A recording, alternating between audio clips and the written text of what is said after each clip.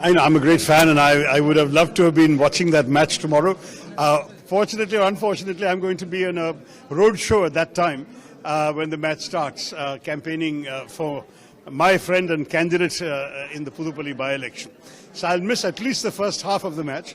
But once the road show is over, I certainly hope to see India coming to a glorious victory. It's a tough match because the Pakistan side is a good side. They're at full strength, and we are unfortunately still hit by injuries for some of our key players. But nonetheless, I hope we will give a good account of ourselves. It will be a close match and one that we will come out on top tomorrow. Well, I wish them well. I mean, I understand the logic of saying that why do we want to have elections every 6 months here and there, and that they are arguing that ultimately it costs money, then there's code of conduct, so there'll be paralysis of governance for periods of time. All those arguments we understand. But the counter is, your diagnosis can be right, but your prescription can be wrong. And the prescription cannot work in a parliamentary system.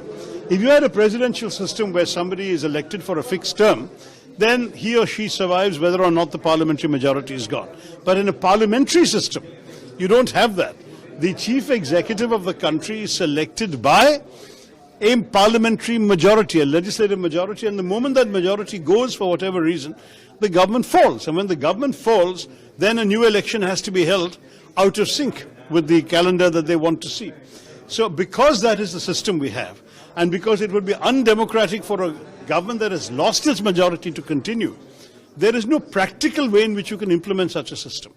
The second concern that many of us have is that the big diversity of India actually benefits from this staggered calendar that has evolved over the years.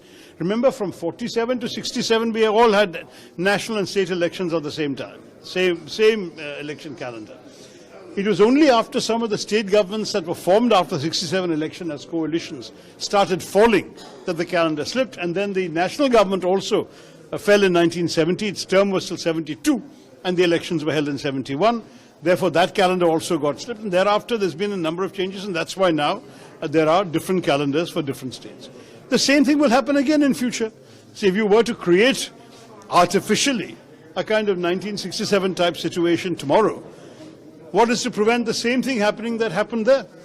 And I think that we must have a serious discussion of practicalities. You can have a logical argument, oh, this is costing too much money, distraction, etc. But when your solution doesn't work, what is the point of wasting the nation's time on it? Let us see if Mr. Kovind's committee can come up with any practical solutions. We will listen attentively, but we have every reason to have a lot of skepticism about this entire